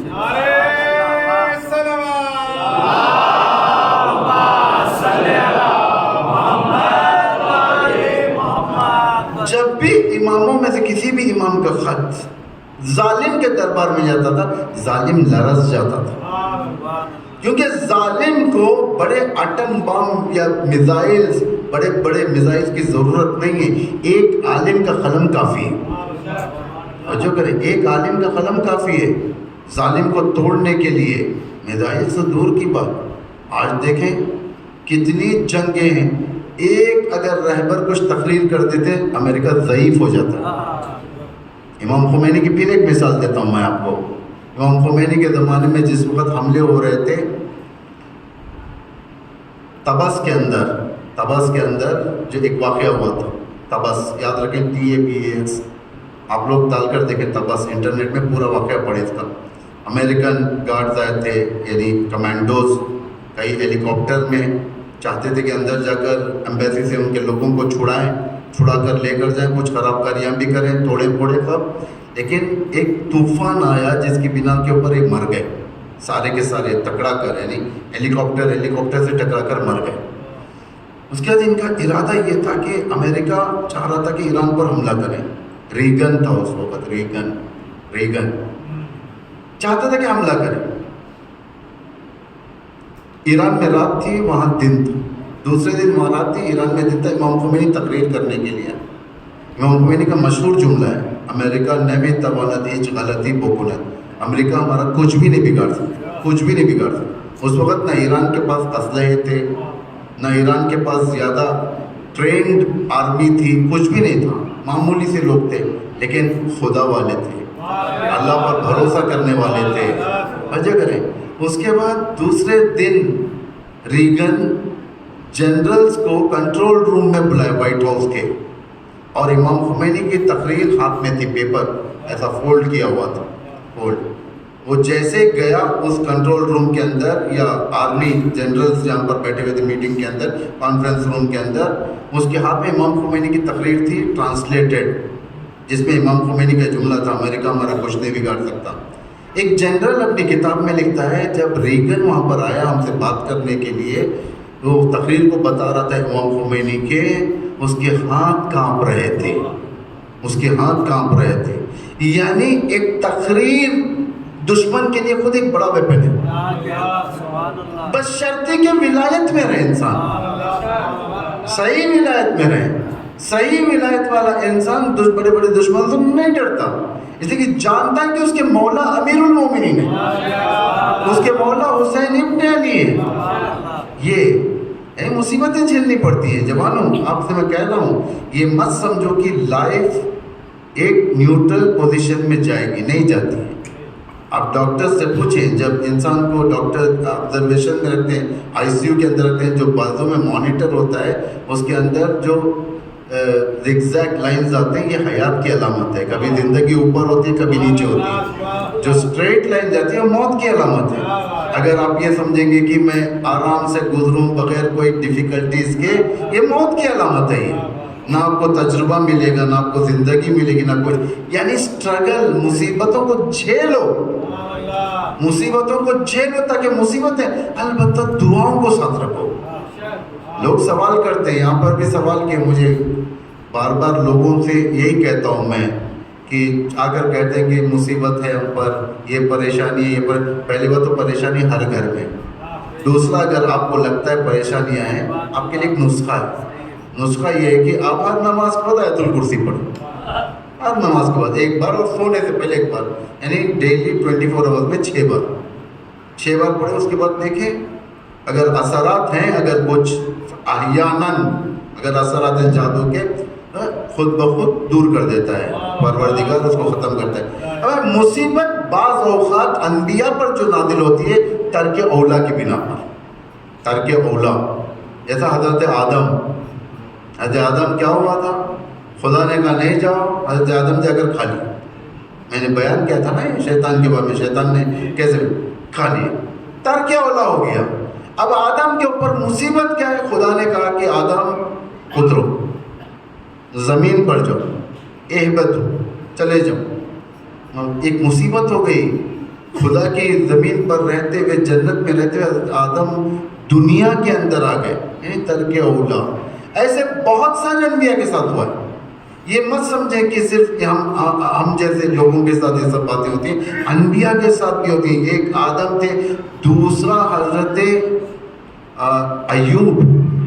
حضرت ایوب کے اوپر کیسی مصیبتیں تھیں, آپ دیکھیں کتنا پیارا واقعہ ہے ان کا. یہ ایوب اللہ کے نبی مصیبتوں میں آئے, پیسہ ختم ہوا, قرض بڑھا, پراپرٹیز بیچے, پراپرٹیز بیچ کر قرض ادا کیا, اولاد مری, بیمار ہوئے, خود بیمار ہوئے, بیوی بیمار ہوئی, وبا آ گئی ان کے اندر, مشکلات آ گئے. لوگوں نے حضرت ایوب کو اٹھا کر آئسولیشن وارڈ میں بھیج دیا. یہ سب جانے ہوئے جملے ہیں. کورونا کے بعد آئسولیشن وارڈ کہاں پر, اس زمانے جنگل میں بھیج دیا تھا. اس شہر میں اگر آپ رہیں گے تو یہ بیماری ہم کو بھی لگے گی, آپ چلے جائیں. ایوب چلے گئے. لیکن سب سے بڑی تکلیف کی بات یہ تھی کہ لوگ اب ایوب کے بارے میں نیگیٹو باتیں کرنے لگے. شاید ایوب کے اندر یہ گناہ تھا, شاید ایوب نے یہ گناہ کیا اس لیے یہ مصیبت آئی, فلاں مصیبت آئی. اب ایوب رو پڑے. پیغمبر ایوب اللہ سے کہا پروردگارا مجھ پر مصیبتیں آئی, گھر گیا, برداشت کیا, صبر کیا, بیماری آئی, صبر کیا, اولاد مری, صبر کیا, پراپرٹیز ختم ہوئی, صبر کیا, غریب ہوا, صبر کیا, ہر چیز صبر کیا. پروردگار اب مجھے ان چیزوں پر صبر نہیں ہوتا, ان باتوں پر.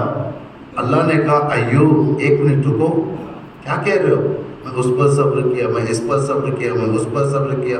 ایوب تم نے صبر کیا یا ہم نے تمہیں صبر دیا؟ توجہ کریں، یعنی مصیبت میں خدا ساتھ ہے، دل کو کنٹرول کرتا ہے. اس لیے مومن دیکھیں جب بھی کوئی مصیبت آتی ہے مومن آسانی سے گزر جاتا ہے. آتی ہے مصیبت اس پر لیکن چند دن کے بعد دیکھتا ہے کہ اتنی بڑی مصیبت آ کر گئی میرے اوپر، احساس نہیں ہوا. جو غیر ہوتا ہے، جو مومن نہیں ہوتا، اس کے لیے دیکھیں جو مصیبتیں آتی ہیں خودکشی کے اوپر چل جاتے ہیں لوگ. ویسٹرن کلچر نے انسان کو ایسے ایسے مزایا چکھائے، مزے چکوائے کہ ان مزوں کے بعد اب انسان خودکشیوں کے پاس چلے گیا. جس کے پاس کوئی مزہ نہیں ہے جس کے بعد، سب سے زیادہ خودکشی کہاں ہوتی ہے؟ دوسرے مذہبوں کے اندر. سب سے زیادہ خودکشی والی زمین کون سی ہے؟ یورپ. سب سے زیادہ، اس لیے کہ مزے بدلتے رہے لوگ. یہ لوگ چاہتے تھے کہ ہم آرام سے زندگی کریں. کیا کریں آرام سے زندگی کرنے کے لیے؟ دیکھیں ہم کتنا دشمن یہاں پر انسانیت کو مارا ہے. پہلا مزہ جو آرڈنری، جو ایک مرد اور عورت کے درمیان، وہ مزہ ختم ہوا. دوسرا مزہ مرد عورت جو آخر الزمان کے علامتوں میں سے ایک ہے، جیسے قرآن قوم لوط کی طرف اشارہ کر رہا ہے، یہ ہوا. بعد میں جانور آیا، بعد میں نہ جانے اور کیا کیا آیا. اس طریقے سے، یعنی اس طریقے سے انسان کو اس چیزوں کا ایڈکٹ بنا دیا. اب انسان یہ سارے مزے لینے کے بعد اس کا دل مطمئن نہیں. توجہ کریں، ایک ہے انقلاب صنعتی کہتے ہیں، انڈسٹریل ریولوشن. یعنی پرانے زمانے میں بڑے بڑے انڈسٹریز کیا کرتے تھے، یہ لوگ لے جا کر باہر ڈالتے تھے شہروں سے دور. مثلاً بھوپال ہے، بھوپال سے 100 کلومیٹر دور جنگل کے اندر ایک پلانٹ لگا دیتے تھے. وہاں پر کام چلنے کے لیے فیکٹری لگتی تھی، بڑی بڑی فیکٹری. اب لوگوں کو روزانہ تو ٹرانسپورٹ نہیں کر سکتے کہ شہر سے لے جاؤ. آج کل کی طرح فیسیلیٹیز نہیں، آج کل 100 کلومیٹر انسان طے کر لے گا. اس زمانے میں نہیں تھا. وہ لوگ لے کر لوگوں کو بسایا کرتے تھے، لوگ جا کر بستے تھے تاکہ کام کریں. اب جب لوگ بستے تھے وہاں پر انہیں بیوی یاد آنے لگتی تھی لوگوں کو. دشمن نے سوچا ٹھیک ہے اب اس کا ذہن بیوی سے ہٹانا ہے، مجھے کیا کرنا ہے؟ ایک فحشہ خانہ کھول دیا، عورتوں کو لا کر رکھ دیا. کہا کہ جو خواہش تم اپنے بیوی کے ساتھ رکھتے تم یہاں پر چلے جاؤ. انسان گیا، اس کے ذریعے سے مزے لینے لگا. پھر اس کے بعد دیکھا کہ اس کی خواہش اور بڑھ رہی ہے، پھر ہم جنس بازی لائے. یعنی اس طریقے سے اسٹیپ بائی اسٹیپ شیطان انہیں آگے کی طرف لے گیا. جب دیکھا کہ سارے مزے ختم ہو گئے، کچھ بھی نہیں ہے اب ٹیسٹ کے لیے، اب انسان جوان خودکشی کر لیتا ہے. اسلام دیکھیں کتنا ایکٹیو ہے. اسی لیے اسلام نے حرام کو حرام کا، حلال کو حلال کا. اسلام کا تم جاؤ طریقے کے ساتھ جاؤ، جائز طریقے سے جاؤ. اسلام نے کیوں رکھا محرم و نہ محرم؟ اسلام نے کیوں رکھا بھائی اور بہن کا رشتہ؟ اسلام نے کیوں اس رشتے کو حرام قرار دیا؟ یعنی گرل فرینڈ، بوائے فرینڈ، ان رشتوں کو کیوں حرام قرار دیا؟ تاکہ تم ڈپریشن میں نہ ہو. جو کریں دنیا کہتی ہے کہ مسلمان آج کل ڈپریشن میں، اصلاً چانس نہیں ہے اسلام کے اندر مسلمانوں کے اوپر ڈپریشن ہے. ڈپریشن اور ہے، مشکلات اور مشکلات ہر ایک کے ساتھ ہیں. بھائی ہم لوگ شادیوں میں جاتے ہیں، مجلسوں میں جاتے ہیں، کھانے کھاتے ہیں، اچھے گیدرنگز ہوتے ہیں، گھروں کے اندر مہمان آتے ہیں. تو اصلاً کہیں سے بھی ڈپریشن کا کوئی یعنی لفظ ہم پر صادق آ سکتا ہے؟ نہیں آ سکتا. ڈپریشن ان کے اوپر ہے جس کے پاس ایکام الہی نہیں ہے. ایکام الہی قانون ذہن کو کنٹرول کرنے کے لیے اللہ نے اسی لیے بار بار قرآن کے اندر جو پیار سے کہا ہے یا ایھا الذین آمنوا، یا ایھا الذین آمنوا، یہ ہمارے بدن سے نہیں، ہمارے ذہن سے. اے ایمان والو آؤ میرے راستے پر، اے ایمان والو تمہیں لذت ملے گی یہاں پر، اے ایمان والو اٹھو صبح میں، اے ایمان والو نماز ادا کرو، اے ایمان والے سجدہ کرو. کیونکہ ہر چیز کے اندر اللہ نے حکمت رکھی ہے. سجدے کے اندر فجر کا سجدہ انسان کے ذہن کو کنٹرول رکھتا ہے، معلوم ہے آپ کو. اسی لیے نماز شب رکھو تاکہ تم پہلے اٹھو، سحرخیز بنو، سجدے میں سر رکھو، تمہیں سکون دے گا اللہ، سکون حاصل ہوگی. تمہارے اندر ایک اطمینان ڈالے گا، ایک قلبی مطمئن انسان بنائے گا تاکہ تم ڈپریشن کے اندر نہ ہو. اسلام کے اندر کہیں پر بھی ڈپریشن، اتنے حملے ہوئے، سیریا کے اندر حملے، یمن کے اندر حملے، فلسطین میں حملے، اور نہ جانے کہاں کہاں پر کتنے لوگوں کو مارا جاتا ہے. کہیں یہاں پر بھی ڈپریشن نہیں. لوگوں کو ڈپریشن کہاں ہے؟ جب اینٹی ویلیوز جہاں پر آ جائیں، انسانی حقوق پائمال ہو جائے، وہاں پر آتے ہیں. تو خدا نے ایوب سے کہا ایوب یہ صبر ہم نے تمہیں دیا ہے، تم خود اپنے ہاتھ سے لیے. ایوب کہنے لگے معاف کر دے پروردگار، غلطی ہو گئی، ایک ترک اولا. تیسری مثال حضرت یونس. حضرت یونس کی مثال، تنگ آ گئے تھے قوم سے اپنے، تنگ، اور خدا کی بارگاہ میں کہنے لگے پروردگارا ان کے اوپر عذاب نازل کر. ٹھیک، خدا نے کہا ٹھیک میں عذاب نازل کروں گا. مثال کے طور پر آج فرائیڈے، اللہ نے کہا کہ یونس میں ٹیوزڈے کے دن عذاب نازل کروں گا، منگل کے. مثال کے طور پر آپ جا کر مت ڈھونڈ، بچوں کو سمجھانے کے لیے، منگل کے دن. حضرت یونس کیا کیے؟ سیٹرڈے مارننگ یعنی کل مارننگ، کل کے دن صبح شہر چھوڑ کر چلے گئے غصے میں آ کر لوگوں سے. اللہ نے کہا یہ کیسے ہو سکتا ہے یونس، میں نے تو کہا تھا کہ منگل کو، تمہیں منگل تک تمہاری ڈیوٹی تھی یہاں پر، کیسے چھوڑ کر گئے؟ پروردگار مجھے معاف کر دے، غافل ہو گیا تھا. غفلت ہے نا، غفلت والی آیت. وَظَنُّونِ اِذْ ذَهَبَ مُغَاضِبًا. نماز غفیلہ پڑھتے ہیں آپ؟ نماز غفیلہ میں آیت پڑھی جاتی ہے. نماز غفیلہ کیوں پڑھتے ہیں؟ تاکہ غفلت سے دور ہونے کے لیے. غفیلہ سے نام خود معلوم ہو رہا ہے نا، غفیلہ غافل. انسان چونکہ غافل نہ رہے نماز غفیلہ پڑھتا ہے. اس کے اندر یہ آیت ہے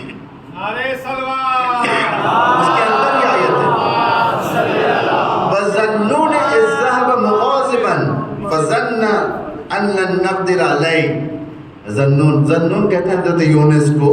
اِذْ ذَهَبَ مُغَاضِبًا، گئے وہ شہر چھوڑ کر غضب کے عالم میں، غصے میں آ کر چلے گئے. وَظَنَّ أَن لَّن يَقْدِرَ عَلَيْهِ فَنَادَىٰ فِي الظُّلُمَاتِ. انہوں نے مچھلی کے پیٹ میں پھنس گئے، اللہ نے انہیں قید کر لیا مچھلی کے پیٹ میں. فی بطن الحوت فنادیٰ فی الظلمات. اس اندھیرے میں وہ ندا دیتے تھے، آواز دیتے تھے. کسے؟ اللہ سے آواز دیتے تھے. کہتے تھے اللہ الہ الا انت سبحانک انی کنت من الظالمین. یاد ہوگا نا آپ لوگوں کو کہ نہیں ہے کوئی معبود سوائے تیرے، تو پاک ہے، ببرکت ہے تو. انی کنت من الظالمین، ظلم تو میں نے کیا ہے. قانون اللہ کا قانون دیکھیں آپ. فاستجبنا لہ، خدا کہتے ہیں ہم نے انہیں استجاب کیا. وَنَجَّيْنَاهُ مِنَ الْغَمِّ، ہم نے انہیں غم سے نجات دی. صرف یونس کے حد تک نہیں، انبیاء کے حد تک نہیں، حتیٰ ہم اور آپ کے لیے. كَذَلِكَ نُنْجِي الْمُؤْمِنِينَ، ہم مومنوں کو ایسے ہی نجات دیتے. یعنی مصیبت سے خود اللہ نجات دیتا ہے. کیسے نجات دیتا ہے؟ جب آپ قلباً کہو پروردگار تو جو بھی ہے پاک ہے، تیرے علاوہ کوئی معبود نہیں ہے، ظالم تو میں ہوں، میں نے نفس پر ظلم کیا، میں نے ظلم کیا. یہ جب انسان اپنے دل سے کہے گا، خدا کا وعدہ پکا ہے. کیا پکا ہے؟ وَنَجَّيْنَاهُ مِنَ الْغَمِّ، ہم تمہیں غم سے نجات دیں گے. کیونکہ بدترین بلا کیا غم ہے. انسان کا جب دل غمگین ہو جاتا ہے، کوئی چیز اچھی نہیں لگتی اسے. نہ کھانا اچھا لگتا ہے، نہ دنیا اچھی لگتی ہے، نہ دین اچھی لگتا ہے، نہ نماز اچھی لگتی ہے، کچھ بھی اچھا نہیں لگتا ہے. یعنی اس سے پناہ لو ان آیات کے ذریعے سے. یہ ترک اولا کی بنا پر. پھر چوتھی مثال، کتنی مثالیں اس طریقے سے قرآن میں؟ حضرت یعقوب کی مثال. غریب آتے تھے، کھانا کھاتے تھے، ٹائم ختم ہو گیا، لنگر بند ہو گیا، گیٹ بند ہو گیا. آخر میں ایک رات میں غریب آیا، کھٹکا مارا حضرت یعقوب کے در پر. یعقوب آئے، کیا بات ہے؟ کہا کہ بہت بھوک لگی، کچھ کھانا کھلا دیجیے آپ. یعقوب نے کہا دیر سے آئے تم، سب بند ہو گیا، برتن دھلے گئے، رکھ دیا، سب ختم ہو گیا، سب کھا کر چلے گئے. اب بعد میں آنا، کل آ کر وقت پہ کھا لینا. اتنا سا کہا. لیکن یہ بھی نبی کے لیے شیوا نہیں دیتا. نبی کے لیے شیوا نہیں دیتا. یہ نبی کا کام ہے کیسے بھی کھلائیں. فوراً اللہ نے کہا یعقوب تم نے اچھا نہیں کیا، انتظار کرو بلا کے لیے، اب مصیبت آئے گی تم پر. یوسف کو دور کر دیا. کہاں پر بھیج دیں یوسف کو؟ کنعان سے مصر. آج اگر فلائٹ میں اگر آپ جائیں گے تو 1.5 گھنٹے کا راستہ, 1.5 گھنٹے کا. بائی واک اگر جائیں گے تو 17 ڈیز. روایت میں 17 دن کا راستہ یوسف سے ملاقات کے لیے 20 سال لگ گئے تھے. 20 سال, یعنی 20 سال تک یہ روتے رہے, 20 سال تک مبتلا رہے, آنکھوں کی روشنی گئی. ابھی یوسف کے لباس, یوسف کے پیراہن کی وجہ سے روشنی واپس ہے, یعنی ترک اولا کے بنا پر. انبیاء کو ایک ڈائریکشن اللہ دیتا ہے اس کے بلا کے ذریعے سے. پھر اس کے خود یوسف گرفتار ہوئے بلا کے. یوسف بابا جب ملنے کے لیے گھوڑے پر بیٹھے ہوئے تھے, میں نے سنا ہے آپ نے واقعے کو, گھوڑے پر بیٹھے ہوئے تھے ملنے کے لیے. ایک آنر تھا ان کی حکومت کی, یعنی گورنمنٹ پروٹوکول تھے, کنگ تھے وہ حضرت یوسف, کوئی معمولی آدمی نہیں تھے. اس کے ہاتھ سے کچھ ہو, فوراً فرشتہ آیا, یوسف سے کہا کہ ہاتھ کھولو, ہاتھ کھولو. روشنی نکلی. یوسف نے کہا کیا ہے, کیا کی روشنی ہے؟ کہا کہ اللہ نے تمہارے سول سے نبوت کو لے لیا, یعنی تمہاری اب نسل میں نہیں ہے. یوسف نے کہا کس لیے؟ اس لیے باپ آیا تھا, تم بیٹھے تھے. یہ سب درس ہے ہمارے لیے, درس ہے.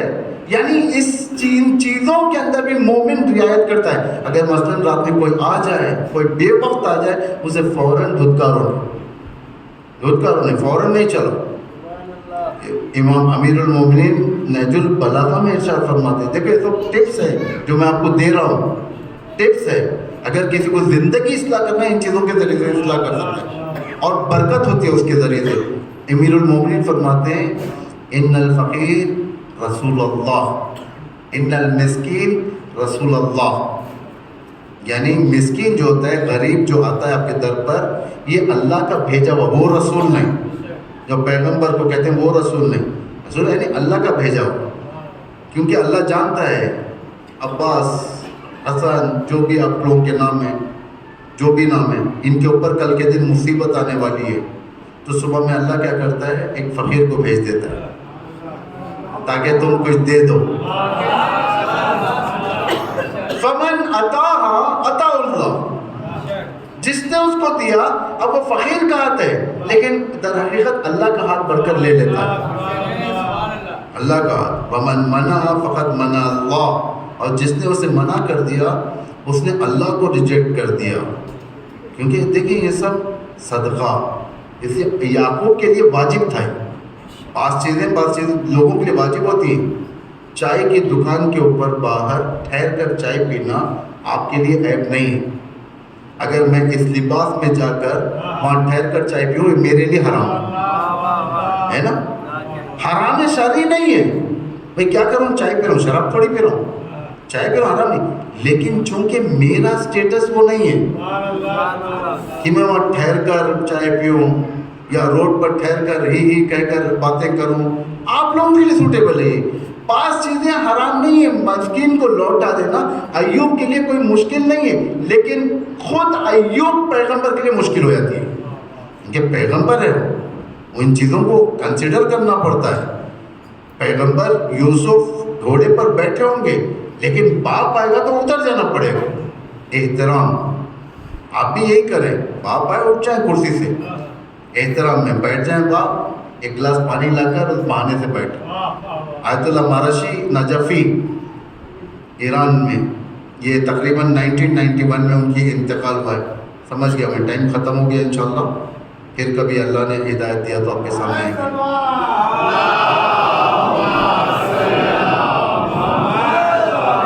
آیت اللہ مارشی نجفی کو ان کے مادر گرامی نے جب جوان تھے آپ کی طرف آ, بالکل جوان تھے, مادر گرامی نے کہا کہ بیٹے کھانا پک چکا ہے, گرم ہے, جاؤ بابا کو اٹھاؤ. آیت اللہ مارشی نجفی مرجع تقلید جا کر دھیرے سے دروازہ کھولے کہ ایسا نہ ہو کہ آواز سے بابا کی نیند دوسرا ہو جائے. دیکھا بابا سو رہے ہیں, یہ آ گئے. پھر گئے, پھر کھولا, سو رہے بابا, آ گئے. تیسری مرتبہ گئے, کیونکہ اب ماں کا بھی حکم تھا. وہ دھیرے سے جا کر بابا کے پیروں کے پاس بیٹھ گئے, اپنے گلے کو باپ کے پیر پہ لگانے لگے. فوراً جیسے احساس ہوا باپ کو، وہ اٹھ کے دیکھا کہ مراشی بیٹا کیا بات ہے؟ کہا والدہ دستر پر انتظار کر رہی ہے آپ کا۔ یہ طریقہ دیکھیں، باپ کے ساتھ بڑھتا ہوگا، لیکن آج نہیں ہے، کلچر ختم ہو گیا۔ آج کون سا کلچر حاوی ہے ہم پر؟ باطل کلچر۔ باپ کے سامنے پیر پہ پیر ڈالنا، باپ کے سامنے بڑی آواز میں بات کرنا، ماں کے سامنے بڑی بدتمیزی کے ساتھ پیش آنا، کلچر فرق ہو گیا ہے۔ یعنی جب کلچر بدل جاتا ہے، امام حسین کا کلچر دور ہو جاتا ہے۔ ان سب چیزوں کے اندر یہ ہے، ویسے بہت سارے مثالیں، لیکن وقت نہیں ہے، میں آپ کی زحمت کو یہیں پر ختم کرتا ہوں کہ مصیبت جب بھی آئے شاکرانہ استقبال کریں، نماز کے ذریعے سے مدد لیں، صدقے کے ذریعے سے دور کریں، مدد کے ذریعے سے دور کریں، دوسروں کو مدد کے ذریعے سے۔ مصیبت ایک لوگ صبر کرتے ہیں، بعض لوگ شکر بجا لاتے ہیں۔ عام لوگ یعنی ہم جیسے لوگ صبر کرتے ہیں، کہتے ہیں مصیبت آ گئی صبر کریں، فلاں صاحب مر گئے بچے صبر کریں، بیوی صبر کریں، بھائی صبر کریں، بیٹے صبر کریں۔ لیکن ایک قوم ایسی ہے، کانوا قوما من اہل الدنیا ولیس من اہلہا، ایک قوم ایسی قوم ہے جس کے اوپر مصیبت آتی ہے، جو دنیا کے اندر رہتی ہے لیکن دنیا والوں جیسی نہیں ہوتی۔ یہ قوم کربلا والی قوم، کربلا والی قوم۔ جو بھی مصیبت کے تیر آتے تھے، لوگ امام کو بچا کر اپنے اوپر لیتے تھے۔ عربی شاعر ایک شعر لکھتا ہے مصائب کے، مرثیہ لکھتا ہے۔ اس مرثیے میں عربی شاعر نے لکھ دیا کہ روز عاشور امام حسین ابو عبداللہ الحسین حضرت عباس کی پناہ میں تھے۔ امام عباس بھائی تھے، چھوٹے تھے۔ شاعر تھوڑی دیر کے بعد جب ہوش میں آتا ہے، یہ میں نے کیا لکھ دیا، حسین عباس کی پناہ میں، فوراً کاٹ دیا۔ آگے یہ گستاخی میں نہیں کر سکتا، ہر کوئی امام کی پناہ میں ہوتا ہے۔ شاعر کو نیند لگ گئی، نیند آ گئی شاعر کو، شاعر سو گیا۔ امام حسین خواب میں آتے، کہتے شاعر تو نے کیوں کاٹا؟ حقیقت میں میں عباس کی پناہ میں تھا، جب تک یہ لوگ زندہ تھے مجھ پر ایک تیر بھی نہ چلا، جب تک یہ لوگ زندہ تھے دشمن نے میری توہین نہیں کی۔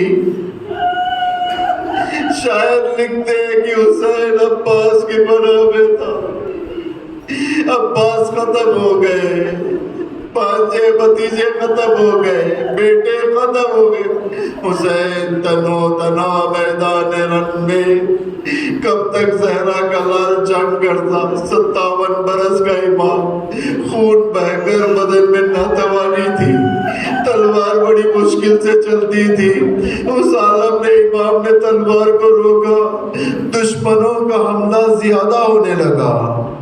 خدا جزائے خیر دے، ایک ظالم پتھر کو اٹھایا، کپڑے میں جوڑا اور گول پھرا کر پیشانی کی طرف نشانہ لگایا۔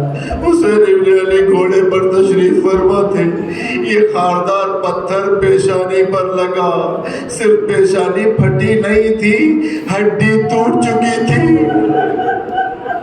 خون ابلنے لگا، آنکھوں پہ خون، چہرے پہ خون، داڑھی پہ خون۔ حسین ابن علی نے اپنی آستین کے ذریعے سے خون کو پوچھنا شروع کیا، حرملا نے تیر کو جوڑا، یہ تیز سنادہ ہوا تیر سینے ابو عبداللہ پر لگا۔ راوی کہتا ہے کہ حسین ابن علی کا عالم یہ تھا کہ حسین گھوڑے سے زمین کے اوپر گرے۔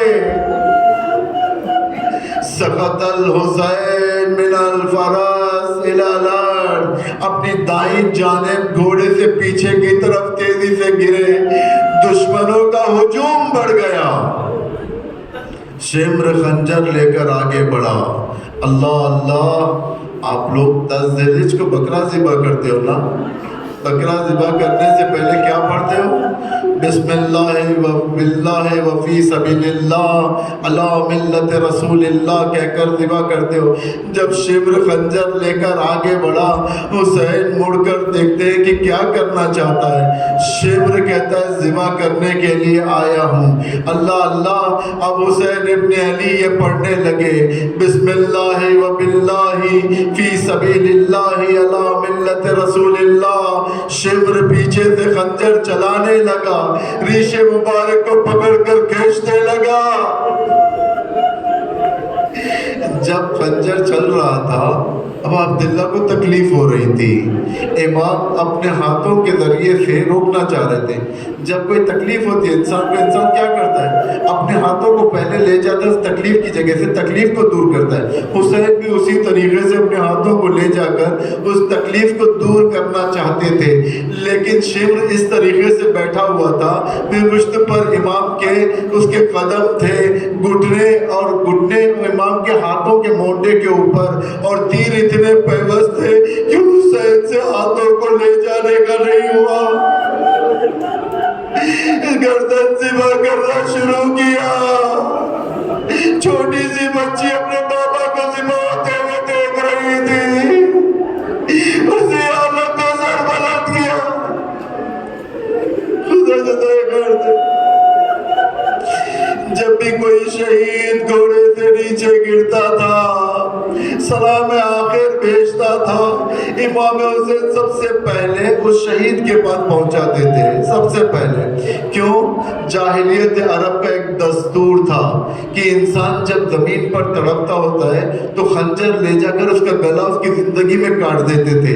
امام نہیں چاہتے تھے کہ کوئی بھی شہید اس کی زندگی میں اس کا گلا ذبح ہو، اس لیے دیکھیں کربلا کا کوئی شہید کی زندگی میں سر ذبح نہ ہوا، اس کے مرنے کے بعد ذبح ہوا۔ ہائے میرا غریب حسین کو بچانے والا کوئی نہ تھا۔ ابھی سانسیں چل رہی تھی، شبر کا خنجر ہڈیوں کو توڑ رہا تھا، گلے کی رگوں کو کاٹ رہا تھا، حسین زہرا کا لال تڑپ رہا تھا۔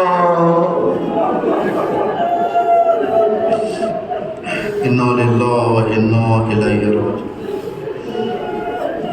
اذن بقضائه وتسلیما لامرہ۔ خداوند اسلام و مسلمین کی حمایت و نصرت فرما۔ پروردگار محمد و آل محمد پر رحمت نازل فرما، ان کے وسیلے سے ہمارے گناہوں کو معاف فرما، ہماری توبے کو قبول فرما، ہمارے دعاؤں کو مستجاب فرما، ہمارے بیماروں کو شفا فرما، ہمارے محرومین پر رحمت نازل فرما، ہمارے مقروضوں کے قرضوں کو ادا فرما، پرچم اسلام کو روز بروز سربلند فرما، پرچم کفر و نفاق کو سرنگون فرما، پروردگار دشمنان اسلام کو ذلیل و رسوا فرما، دشمنان سرسخت اسلام کو نابود فرما، امریکہ کو ذلیل و رسوا فرما، اسرائیل اور آل سعود کو نابود فرما، پروردگار